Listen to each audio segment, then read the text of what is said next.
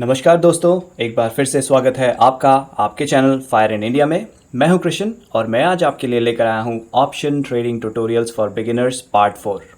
अगर आप नए हैं ऑप्शन ट्रेडिंग के लिए और आपने मेरे पिछले वीडियोस नहीं देखे हैं तो मैं हाईली रिकमेंड करूंगा कि पहले आप वो 3 पार्ट्स देख लें।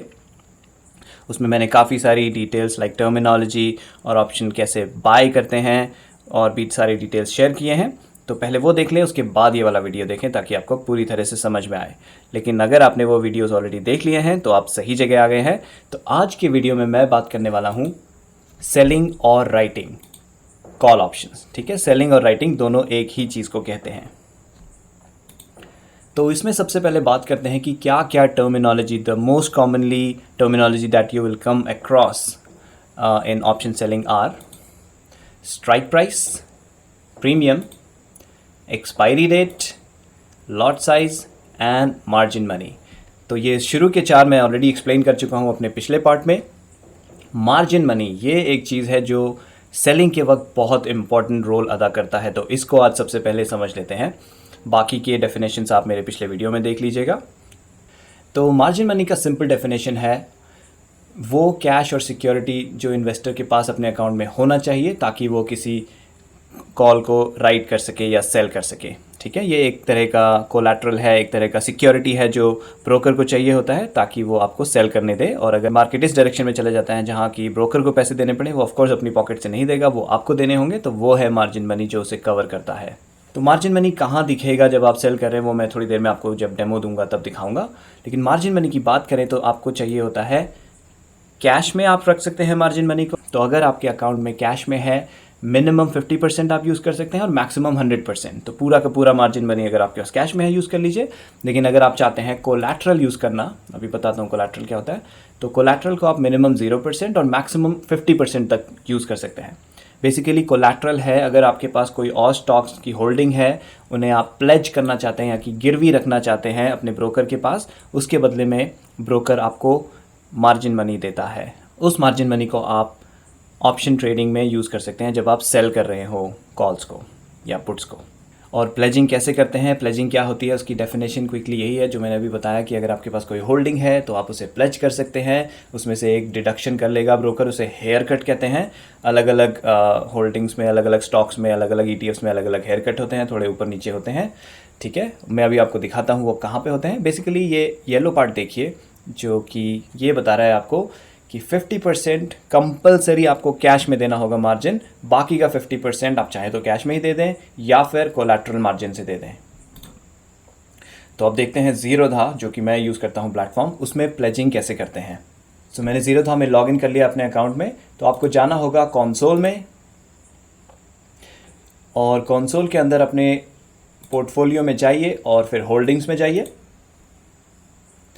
होल्डिंग्स में आपको सारे अपने स्टॉक्स दिखेंगे और ऑफ कोर्स आप उसको प्लेज करना चाहेंगे उस होल्डिंग को जिसमें अच्छा खासा पैसा है। छोटे मोटे होल्डिंग लाइक आप देखेंगे एशियन पेंट में सिर्फ मेरे पास 15,000 हैं, एक्सिस बैंक में 8,000 हैं, इनको मैं प्लेज करके भी क्या ही मार्जिन ले लूँगा। तो कोई अच्छा खासा, जैसे कि आप देखेंगे BPCL मैंने खरीदा हुआ है ऑलमोस्ट 8 लाख की वैल्यू का, तो इसको मैं प्लेज करूँगा ताकि मुझे अच्छा खासा मार्जिन मिले। तो करना क्या है, यहाँ पे इन 3 डॉट्स पे क्लिक कीजिए, प्लेज फॉर मार्जिन पे क्लिक कीजिए। यहाँ पे आपको डिटेल बता देगा कैसे कैसे मार्जिन होता है, कितना आपको पैसा देना पड़ेगा। ठीक है, वो सारी डिटेल्स देख लीजिए। आपको ये बता देगा अभी आपके पास कितनी क्वांटिटी है BPCL की और स्टॉक वैल्यू अभी करंट में क्या है, current market price. Haircut कितना लगेगा, आप देखेंगे 44% हेयर कट लग रहा है। इसका मतलब है कि आपको मिलेगा एक यूनिट पे 258 रुपीज़ 40 पैसा का मार्जिन। यानी कि अगर मैं सारे करता हूँ, यहाँ डाल दूंगा 1846, आपको ये दिखा रहा है कि इतना मार्जिन मिलेगा। तो आप देख सकते हैं यहाँ हेयर कट बहुत ज़्यादा है। कई सारे और चीज़ों में हेयर कट कम भी होता है, बट ऑफ कोर्स आपके पास जो होल्डिंग है आप उसी को प्लेज कर सकते हैं। तो सबमिट करने के बाद ये प्लेजिंग के लिए रिक्वेस्ट चली जाएगी और जो डिटेल्स ऊपर दी हैं उसके हिसाब से ये T+1 डेज़ में मेरे पास इसका मार्जिन अवेलेबल हो जाएगा मेरे अकाउंट में। ठीक है, तो फंड्स टैब में आपको दिख जाएगा कि आपके पास क्या मार्जिन अवेलेबल हैं कोलैटरल से और कैश से, सब कुछ मिला के। तो एक बार आपने मार्जिन मनी अरेंज कर लिया, उसके बाद आप रेडी होंगे सेल करने के लिए किसी कॉल ऑप्शन को या पुट ऑप्शन को। ठीक है, अब देख लेते हैं कि क्या होता है सेटलमेंट ऑन एक्सपायरी डेट। उससे पहले एक एग्जांपल दिखाता हूँ आपको। एज्यूम करते हैं आज की डेट में 26 फेब में मैंने बैंक निफ्टी में स्पॉट प्राइस, जो कि आप इस वेबसाइट पे देख सकते हैं।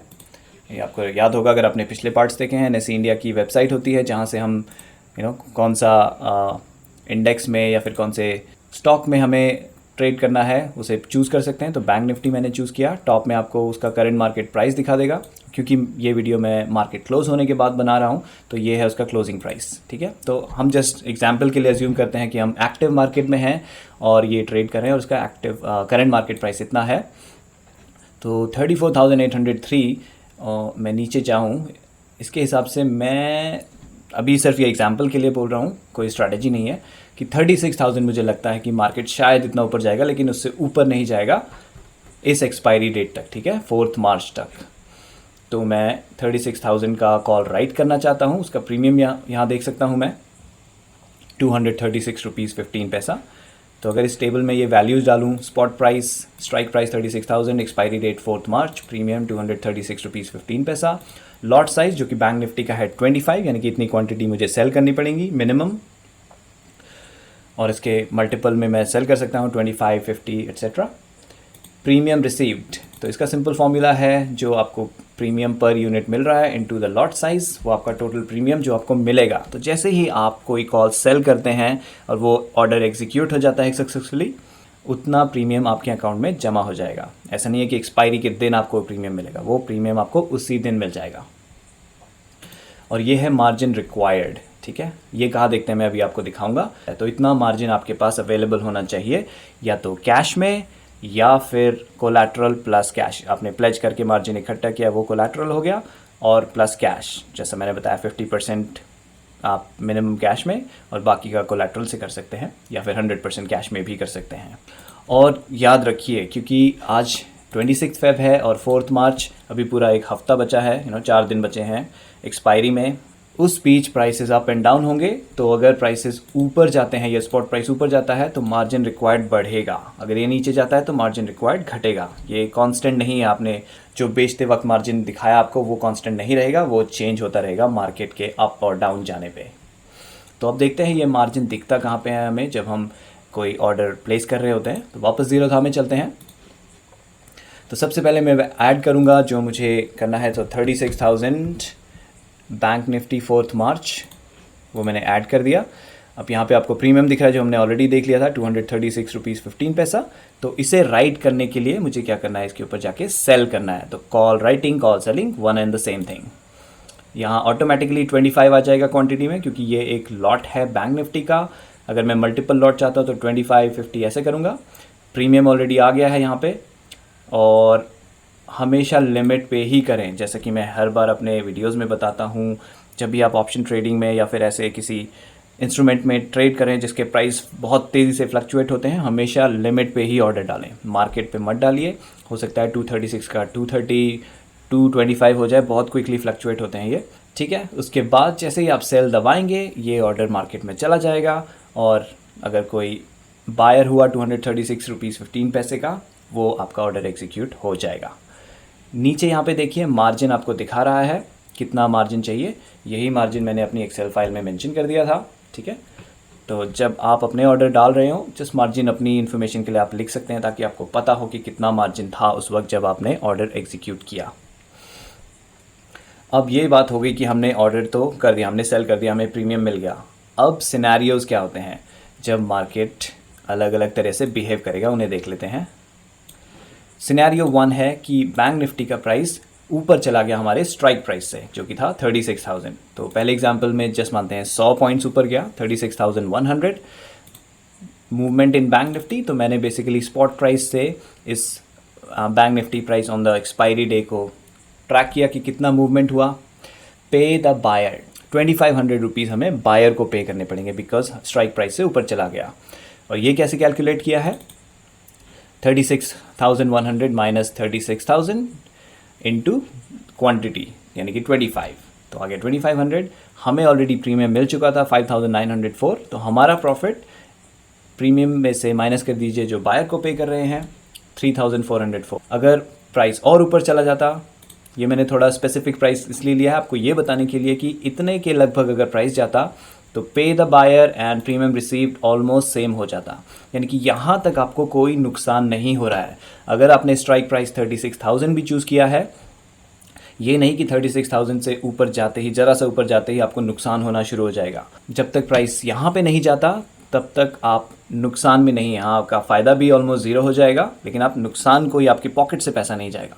लेकिन जब वो इसको क्रॉस कर जाएगा, से 37,000 तक चला जाता है, तो आपको बायर को 25,000 रुपीज़ देने होंगे और आपका नेट प्रॉफिट रह जाएगा -19,000, यानी कि आपको बायर को ऑफकोर्स उस दिन 25,000 देने होंगे, पहले ही आप 5,900 ले चुके हैं, तो नेट प्रॉफिट आपका 19,000 होगा नेगेटिव, यानी कि लॉस होगा आपको।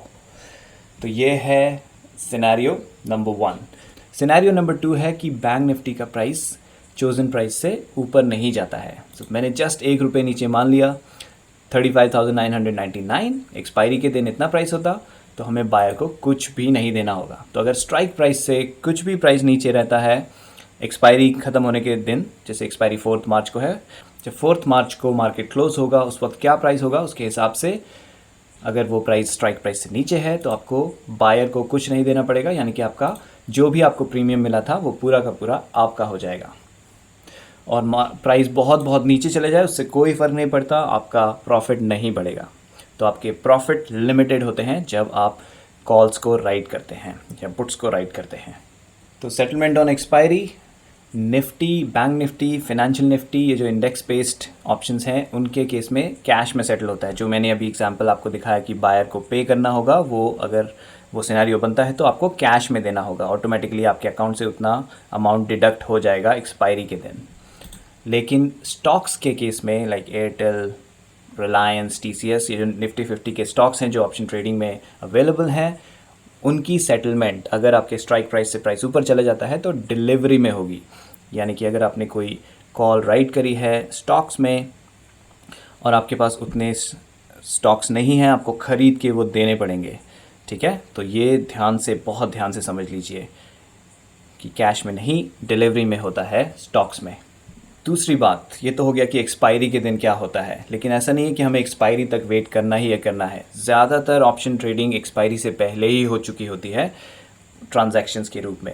यानी कि अगर आपने सेल किया था तो आप पहले ही बाय करके अपनी पोजीशन क्लोज कर सकते हैं, और अगर आपने बाय किया था तो आप सेल करके अपनी पोजीशन क्लोज कर सकते हैं एक्सपायरी से कभी भी पहले। ठीक है, तो किस पे क्लोज करेंगे आप? करंट प्रीमियम पे। उसका एग्जांपल मैं अभी आपको दिखाता हूँ। बेसिकली हम इस केस में क्या करते हैं, हमें बेनिफिट मिलता है टाइम डिके का। तो अगर हमने ऑप्शन प्रीमियम को सेल किया एक पर्टिकुलर प्रीमियम पे से 1 हफ्ता या 1 महीना पहले, अगर उसका प्राइस ज़्यादा ऊपर नहीं जा रहा और स्ट्राइक प्राइस से नीचे ही रह रहा है, धीरे धीरे करके उसका जो प्रीमियम वैल्यू है वो डिके होता रहता है, मतलब सड़ता रहता है एक तरीके से और कम होता रहता है, और एक्सपायरी के दिन जाके ज़ीरो हो जाता है अगर वो स्ट्राइक प्राइस से नीचे ही रहता है। तो एक एग्जांपल देख लेते हैं कि कैसे होता है ये सेटलमेंट नहीं कहूँगा इसे ट्रांजैक्शन कहूँगा। तो यहाँ देखिए, हम सेम एग्जांपल जो अभी हमने देखा था, हमने सेल किया और हमें प्रीमियम मिला 5,904। मान लेते हैं कि 2 मार्च को बैंक निफ्टी, उसका प्राइस चले जाता है जस्ट हमारे पिछले स्पॉट प्राइस से लगभग 200 पॉइंट नीचे 34,600 पे, और इसकी वजह से प्रीमियम आ जाता है। ये एक्चुअल नंबर नहीं है, प्रीमियम कुछ और भी हो सकता है, मैंने जस्ट एग्जांपल के लिए, लेकिन जो भी होगा वो 236 से कम ही होगा क्योंकि स्पॉट प्राइस नीचे आ गया है और टाइम भी आगे बढ़ गया है। तो उसकी जो वैल्यू थी वो ऑटोमेटिकली कम हो जाती है जैसे जैसे टाइम आगे बढ़ता है और स्ट्राइक प्राइस से वो दूर ही रहता है। ठीक है, तो अगर 190 हो जाएगा, इसमें क्या कैलकुलेट करेंगे हम जब उसे बाय करेंगे यानी कि पोजीशन एग्जिट करेंगे, अभी दिखाता हूँ मैं आपको कहाँ से करते हैं वो। तो आपको उस दिन प्रीमियम मिलेगा नेगेटिव, बिकॉज आप बाय कर रहे हैं तो ऑफकोर्स आपको अपनी पॉकेट से देना पड़ेगा इतना, लेकिन आपका नेट प्रॉफिट रहेगा इन दोनों ट्रांजैक्शन के बाद 1,154, क्योंकि आपने इतना पहले रिसीव किया था 5,904, और जिस दिन आपने बाय किया उसी सेम ट्रांजैक्शन को। और बाय करते हुए एक बहुत ज़रूरी बात है कि अगर आपने बैंक निफ्टी को लिया था, 36,000 के स्ट्राइक प्राइस को लिया था और 4 मार्च की एक्सपायरी को लिया था, आपको सेम चीज़ को बाय करना पड़ेगा। ऐसा नहीं कि आप एक्सपायरी डेट कोई और चूज़ कर लो या फिर एक्सपायरी डेट सेम रखो और स्ट्राइक प्राइस कोई और चूज़ कर लो, वो एक नया ट्रांजैक्शन होगा, वो आपका पिछला ट्रांजैक्शन, पिछली होल्डिंग को क्लोज़ नहीं करेगा, पिछली पोजीशन को क्लोज़ नहीं करेगा। तो ये बात बहुत ज़रूरी है कि आप सेम चीज़ को करें, और इसे करने का बेस्ट तरीका है अपने अकाउंट में जाइए और पोजीशंस में जाइए। यहाँ आपको आपकी सारी ओपन पोजीशंस दिखाएगा, उनका करंट स्टेटस क्या है, कौन सा प्रॉफिट में है, कौन सा लॉस में है, अभी करंट प्रीमियम क्या है उसका, ठीक है। यहाँ से आप 3 डॉट्स पे क्लिक कीजिए। से ये सन फार्मा का मुझे 4200 का प्रॉफिट दे रहा है, मेरे को इतना प्रॉफिट काफ़ी है, मैं क्लोज़ करना चाहता हूँ, तो यहाँ पे जाइए और एग्ज़िट पे क्लिक कीजिए। ऑटोमेटिकली वो क्वांटिटी में उतना भर देगा जो उसका लॉट साइज़ है। और अगेन मार्केट पे नहीं, लिमिट पे कीजिएगा इसे। प्राइस आ जाएगा जो भी करंट मार्केट प्राइस है, करंट मार्केट प्रीमियम है, और जैसे ही आप बाई पे क्लिक करेंगे आपकी पोजीशन क्लोज़ हो जाएगी, अगर कोई ऑफ कोर्स अवेलेबल है उसे सेल कर रहा है उस प्राइस पे। तो इस तरह आप अपनी पोजीशन एग्जिट कर सकते हैं और प्रॉफिट कमा सकते हैं। अब अगर मैं बात करूं कि ब्रोकरेज कितना चार्ज होता है ज़ीरोधा में, तो ऑप्शन ट्रेडिंग में फ्लैट 20 रुपीज़ का ब्रोकरेज चार्ज होता है, चाहे आप बाय कर रहे हो चाहे आप सेल कर रहे हो, plus of course GST and all those taxes. और अगर एक्सपायरी के दिन ऑटोमेटिकली आपका पोजीशन क्लोज हो रही है तो उसमें आपको कोई ब्रोकरेज नहीं लगेगा, वो ज़ीरो होगा ब्रोकरेज। तो अगर आपकी पोजीशन स्ट्रांग है तो उसे ऑटोमेटिकली एक्सपायर होने दें, just to save those 20 rupees and why bother closing the position beforehand. ठीक है दोस्तों, तो उम्मीद करता हूँ आपको कुछ नया सीखने को मिला होगा इससे, और ऑप्शन सेलिंग के बारे में कुछ नई जानकारी मिली होगी, कुछ क्लैरिटी आई होगी।